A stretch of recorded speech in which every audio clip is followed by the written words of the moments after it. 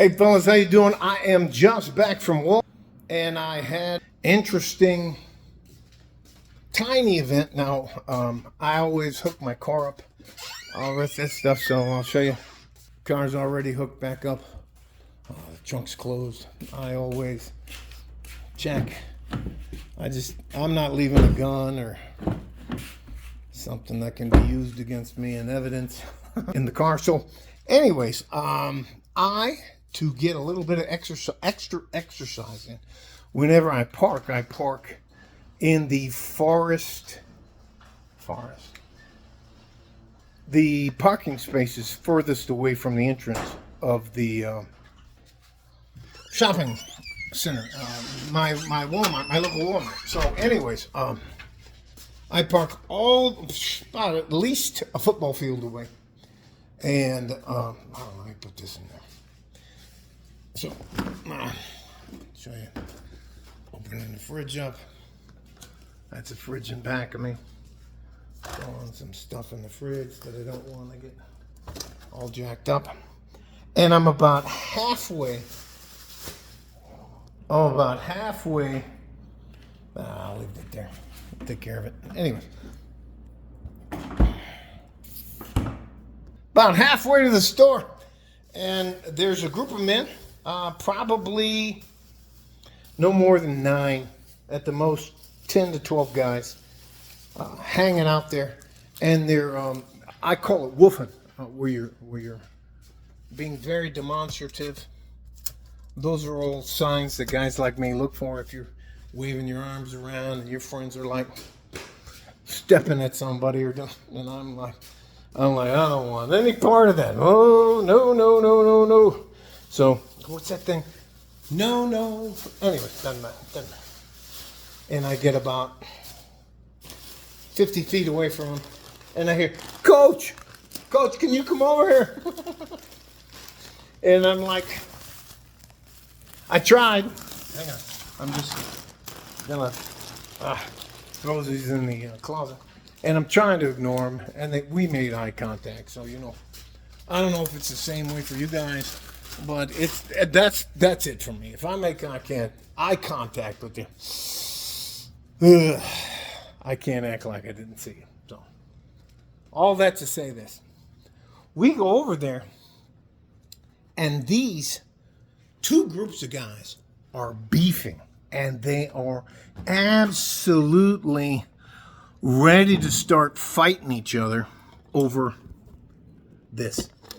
Now, mind you, they're all teenagers, and the Walmart I go to is right across from Franklin High School, and all 9 of them go to Franklin High.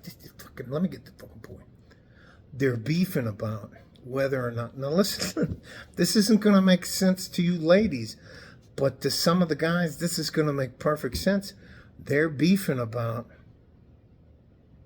the Texans, the Houston Texans, and the Dallas Cowboys.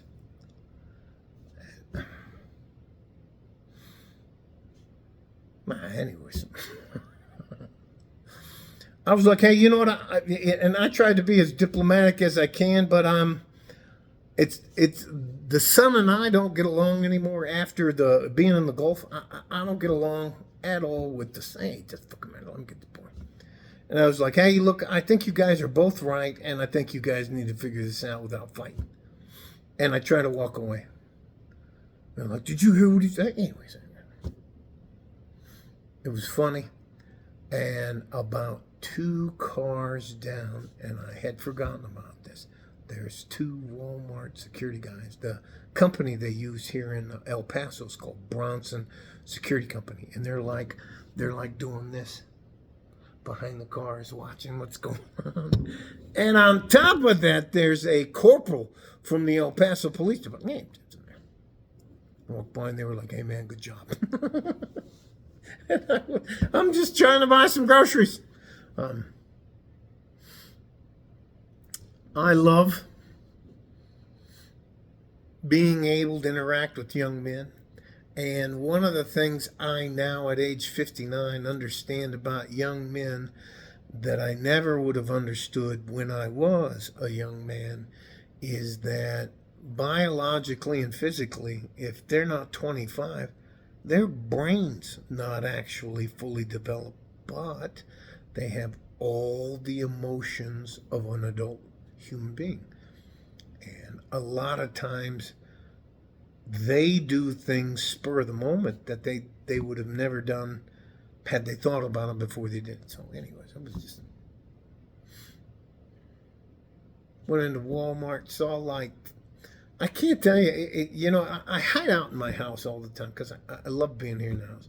But I saw like 15 people. Have you ever like walked down an aisle and you're like, hey, how are you? And all I'm trying to do is buy some groceries before my wife gets home so we can enjoy ourselves together, so I can enjoy more time with my wife.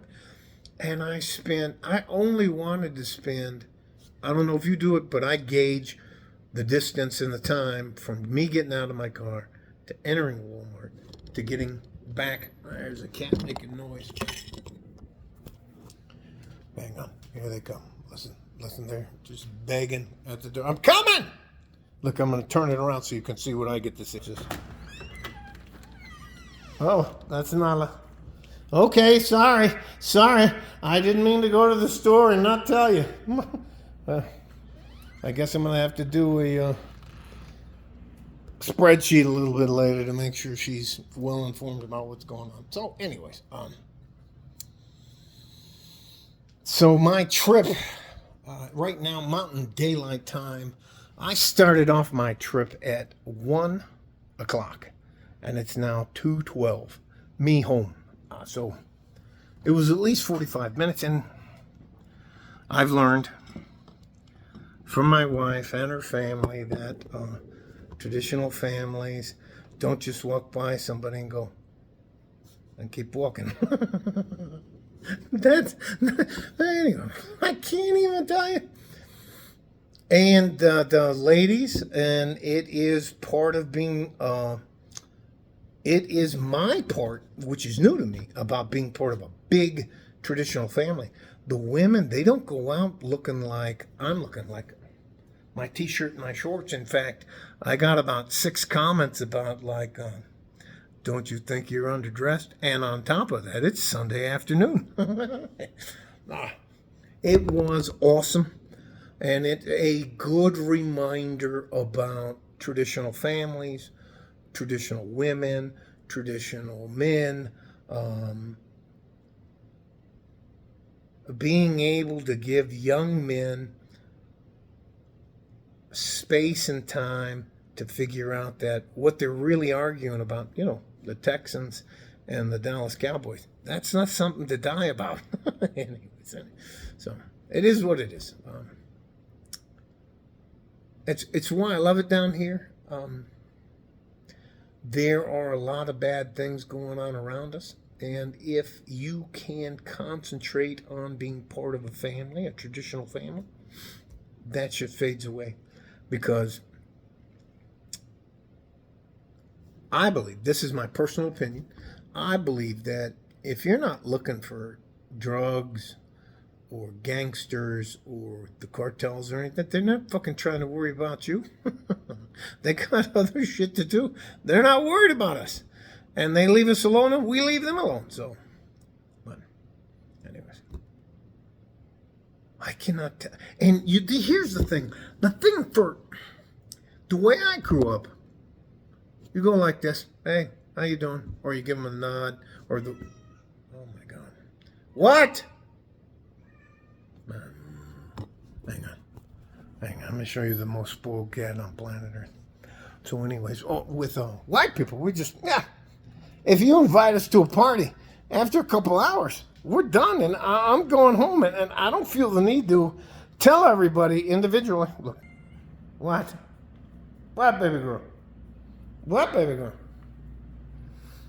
And anytime you touch her, she moves away. What? So, anyways. Okay, let me own the... I'm sorry the door wasn't open enough for you to get out of here. But the difference is, I'm used to just a handshake, or you say hi, or stuff like that. And the traditional women in my wife's family, you don't get to just walk by and act like you don't know who they are. You gotta give them a hug and a kiss. And I mean, they hug you like, it's un abrazo, un besos, in Spanish. So I always feel better. Now, I'm going to tell you that I may not, I will tell you that, no, I don't like it. It's not what I like. But I can't tell you. When they give you that kiss and you can smell their perfume. And they give you that. Especially the guys when they give you that.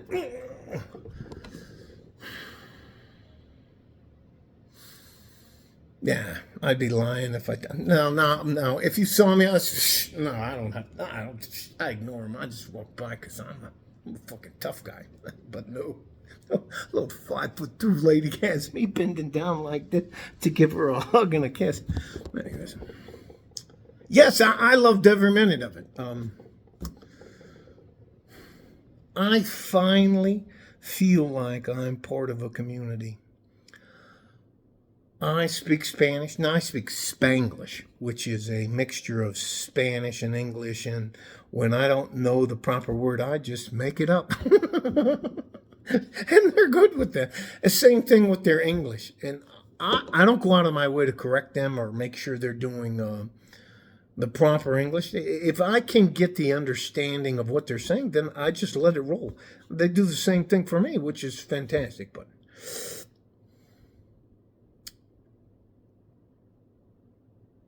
and I need a shower and all the rest of that stuff. I remember one of my wife's aunts, I gave her a big hug, and because she's short, she's down here. So when I gave her a hug, my armpits were out there. And she was doing like this with her, trying to get up. And she was like, she told me straight to my face, oh, it's great to see you. Go take a shower. Anyways, all right. Traditional people, traditional families. I've never been around, just for the last 8 years I've been around them, and it's been the best time of my life. I will title this Traditional Families and Why They're Important. Now, if I would have had a bunch of uncles, active uncles in my life, or older brothers or older cousins that would tell you, that's not a fucking good idea. Like, you're going off this way, and they're like, no. I think it would have changed the course of my life. So, but it is what it is. Love you guys. Stay safe and healthy. Take care of each other if you can, and if you can't, take care of yourselves. I hope you get a chance. It took me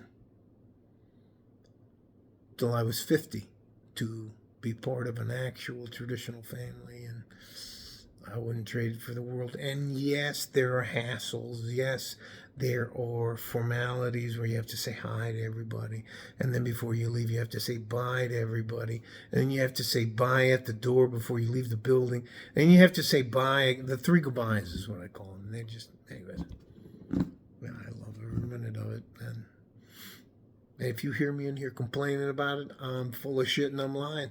I don't know if you've ever had a bad day and you have some good traditional woman give you a hug, or one of the guys that you like give you that bro hug.